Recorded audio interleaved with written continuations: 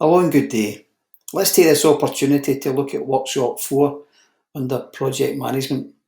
But before we do that, let's go back and look at what we've done under Workshop 3. Just a quick recap. Under Workshop 3, we'll look to complete the key resources, complete the key activities, complete the key partners, and complete the cost structures.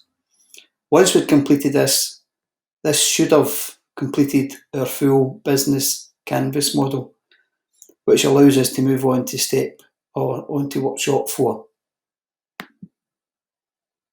So, project management. What we plan to look at today is the scope of the project, the aims and objectives, the skills and the roles, being smart, setting a budget, and presenting your opportunity to the executive board.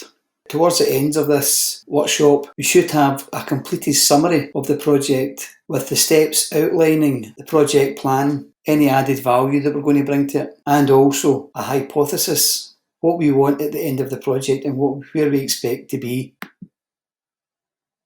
Now that you have a team gathered round about you, what you need to do is identify a team leader to ensure the project does not have any scope creep, that you keep a focus on what you're trying to achieve. You also need to understand the organisation and where your project is going to sit within the organisation, whether it's part of curriculum or whether it's part of support services, and understand what you're trying to achieve. Is it a process? Is it a product? What is it you want to get from the project that you've got in mind? And again, as we've already said, what you should be doing throughout this part of the project is creating a summary of your actions, a summary of the project, your focus, and a hypothesis of your project, where you would like your project to be at the end of the day.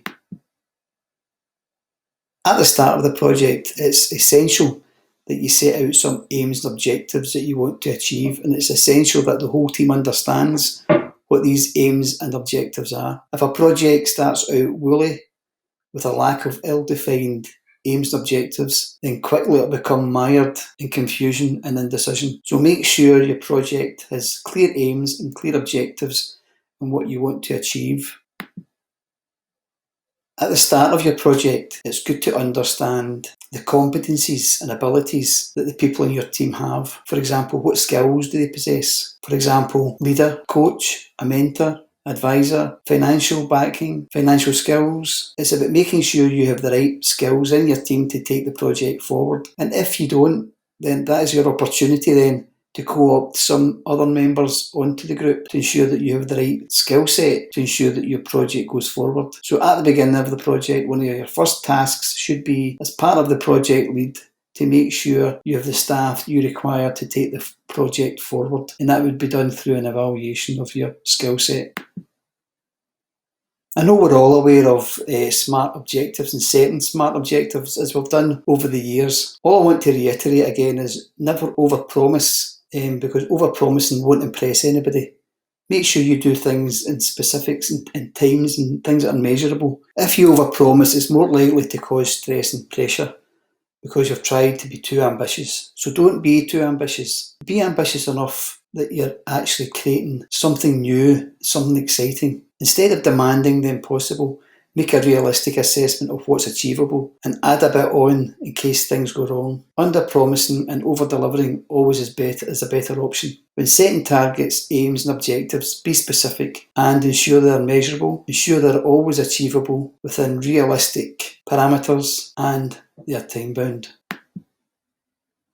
Throughout the business model canvas, we've looked at direct and indirect costs and also the need for a return on investment. The return on investment measures the financial benefit gained by an organisation over a fixed period of time, over fixed periods of investment. Benefits could include such things such as labour savings, increased productivity, reduction in our waste, or other income generation. Projects that don't have the necessary resources will invariably fail. You can't do a job justice without the right skills and tools, and those things need to be paid for. Underestimating the size of your budget might make you popular in the short term, but you look unprepared and lacking in judgment when you crawl back to ask for more money. Don't put yourself in that position. Make sure you go through your budgeting terms that are required to see a project through to fruition.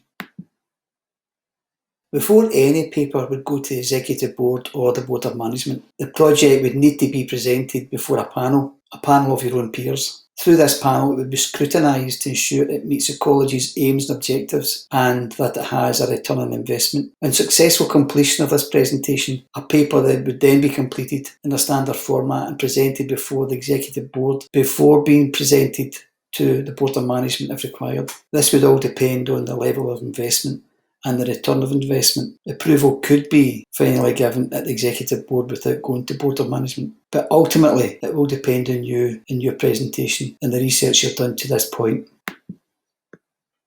Finally, it only leaves me to talk about Workshop 5. And during this workshop, we'll look to address testing and return on investment.